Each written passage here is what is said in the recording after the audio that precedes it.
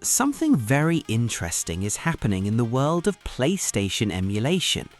Every few weeks, it feels like there's another big breakthrough.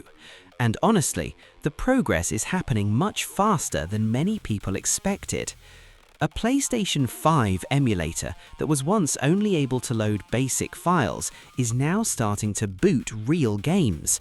That's a huge step forward. Now, before anyone gets too excited, let's be clear. This emulator is still in its early stages. It is not ready to play every PS5 game. Most games are still far from being fully playable. There are still crashes, graphics problems, missing features, and lots of bugs. But even with all those problems, the progress is impressive. Recent tests show the emulator is now able to boot games like Ghost of Yōtei and Demon's Souls. That's something many people thought would take much longer. Developers have also shown progress with other PlayStation 5 titles, proving that the emulator is improving little by little. Every successful boot may not look exciting at first. Sometimes you only see a logo, sometimes a loading screen, sometimes just a few seconds of gameplay before everything crashes. But in emulator development, those small victories are actually very important. Every game that reaches another stage means the developers understand the PlayStation 5 a little better, and every improvement brings the project one step closer to running games properly. If you've been following PlayStation 4 emulation, you've probably seen this story before. At the beginning, the shard PS4 emulator could barely load games. Many people thought it would take years before anything useful happened. Then things started changing. Games slowly began to boot, graphics started appearing, performance improved, and today some PlayStation 4 games are already playable on PC. That gives many people hope that PlayStation 5 emulation could follow a similar path. Of course, the PS5 is much newer and much more powerful. That also makes it much harder to emulate. Modern games use advanced graphics technologies, faster storage, complex system software, and many features that developers still need to understand. So don't expect perfect performance anytime soon.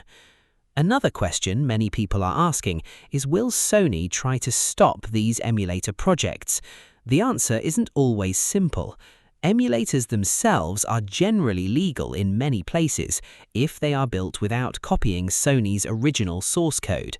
That's why emulator developers spend years creating their own software from scratch. However, downloading games you don't own or sharing copyrighted PlayStation files is a completely different issue. That's where legal problems can happen. Because of that, emulator developers usually focus on creating the emulator itself, while encouraging users to legally dump games they already own. It's a complicated area of technology and law. That's one reason these projects move carefully. Even so, the interest from PC gamers keeps growing.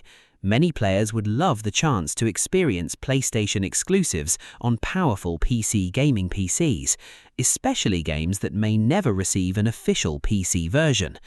But it's important to keep expectations realistic. Just because a game boots today doesn't mean it will be playable tomorrow. Some games may take months or even years before they work properly. That's simply how emulator development works. It takes thousands of hours of testing, writing new code, fixing bugs, improving graphics, and solving one technical problem after another. Still, the progress we're seeing right now is exciting.